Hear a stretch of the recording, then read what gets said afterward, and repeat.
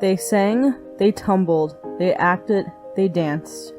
They amazed audiences all over the country, and their influence is still felt in entertainment today.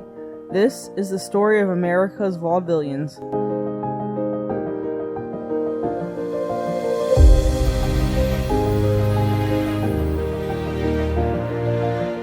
Hi everyone! I am back today with another video for you all. In my novel, Shores of Chaos Shipwrecked, there is a chapter where we see the family in the story watching a vaudeville show. So today I'm just going to give you some background on American vaudeville. So vaudeville was a form of entertainment that was popular from about the 1880s to the 1930s. Vaudeville shows could consist of about 10 to 20 acts, and they can include anything from jugglers to magicians to acrobats to even regurgitators and spoon players. And even though the entertainment was meant for everybody, it was really great for working class people because tickets could be as cheap as a nickel.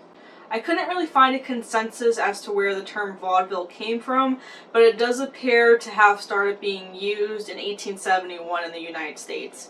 And it had its origins in other entertainment forms like the Commedia dell'arte, English music halls, Wild West shows, medicine shows, and even minstrel shows of the 1850s and 1860s.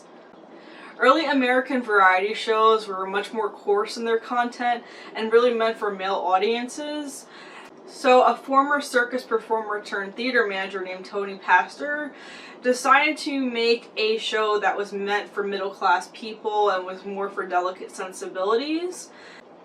In 1865 he opened his opera house, which was meant for clean variety acts and for repeat customers.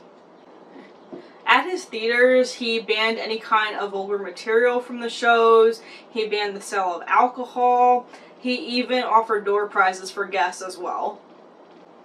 Another big name in vaudeville was Benjamin Franklin Keith, who opened the Bijou Theater in Boston.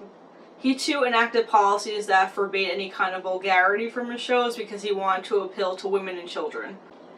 By the 1890s, a lot of other theater managers had followed Keith's lead, and he actually managed to gain a monopoly of the industry when he created the United Booking Artists.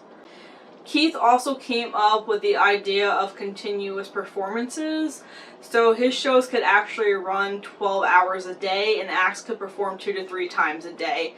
And this was really good for working class people who work shifts because they could come before or after their shifts and still be able to catch the show. So a lot of vaudeville theaters ended up being very opulent. They had upholstered furniture, gilded arches, massive paintings, and this really helped set them apart from more risque shows like burlesque shows because it was really a more refined experience. They even asked patrons to remove their hats and men to not smoke in the building. The growing number of white-collar workers in the country who had more leisure time and spending power, as well as new technologies like the railroad and telegraph, really helped vaudeville to become a booming business. Vaudeville was also a great place for people of all ethnicities and backgrounds to make a name for themselves. You know, immigrants who may not have had a lot of options in other fields could become stars by performing in these shows. And even families would do shows together as well. And sometimes they could get paid more than what the average American would make. Many famous people also got their start in vaudeville, like Milton Berle, W.C. Fields, and Burt Lahr, just to name a few. Acts were also strategically arranged during the shows. So the first act would usually be something that was slow and quiet so that late patrons coming in didn't really miss much. And then the acts would kind of build from there. Once you got towards the middle of the show, they got a bit more exciting. And then the best act was saved for the night spot. So it was kind of like the grand finale almost.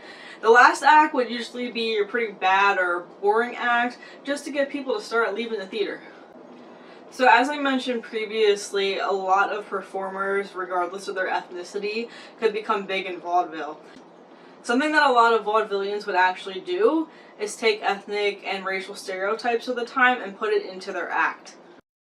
And something interesting that a lot of them did is that they would actually pretend to be other ethnicities during their act.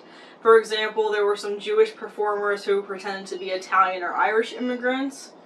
And then on the other hand, you might have some Irish who pretend to be Chinese or Southern Rube stereotypes. Of course, people today might look down on this, but at the time it actually kind of did allow audience members to learn about other cultures, even if it wasn't always entirely accurate. There was a darker side to vaudeville in that there would be a lot of performers doing black caricatures or wearing blackface, and this stemmed from the minstrel shows. Both black and white performers would actually put on blackface and exploit racial stereotypes.